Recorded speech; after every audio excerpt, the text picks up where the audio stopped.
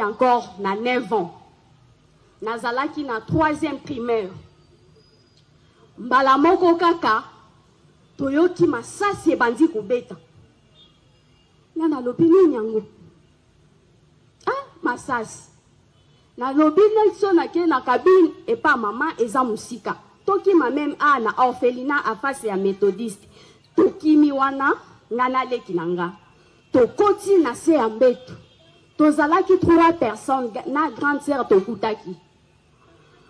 Mbala moko tokoti na se ya mbetu ezalaki koto ba Rwandais, koto ba Ugandais biso na kati affrontement na bango wana bombe za kobeta na ndenge te. Mbala moko bombe gwe place tozalaki na se ya mbetu pou. Panzi makolo nanga. Bazunga bakoti singa na chambre mususu. Kuna ndenge masasi ezalaki moye ezate ya mibale eye kaka ezuinga mbala lisusu ebuki lisusu mwa espoir o ezalaki peut-être bainga ba bongisa na tika na moko epanzi. Bakimi batikinga balobi akufi. Biso to yeba ndenge ya kokima batikinga.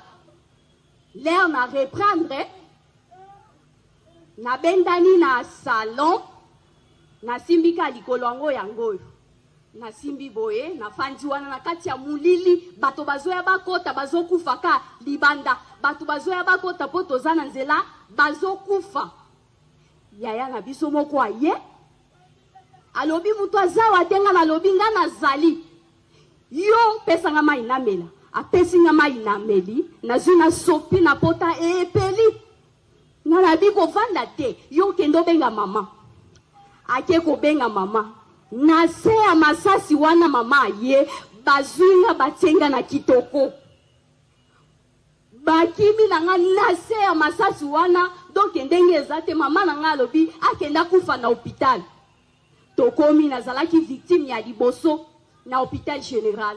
Docteur soki azui akati na likolo moko. Ndenge masasi ezobeta moko na zwaki atipi yango kana ba bond. Alobi peut-être toko traité akotika na moko. Moye ezate minganga bakimi. Tomoni ke neti clinique eza en face bakene nanga kuna bakena nga na clinique kuna pe minganga bazali soute.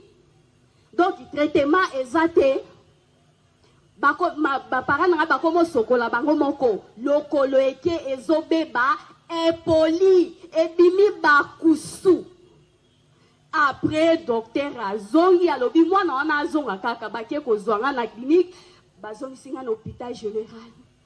Kota la boye komaki trop tard makolo nanga epoli ezobimisa bakusu.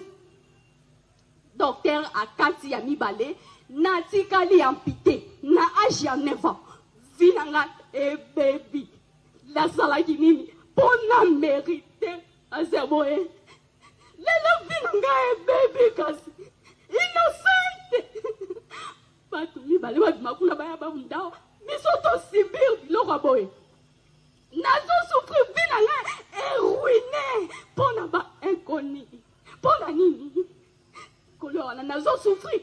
Nalata ande ba prothèse. Famille nanga toza pauvre. Prothèse ils ont coûté $5,000. Na famille o wapi. Pona zwango na souffra ka makasi. Na kanisa kile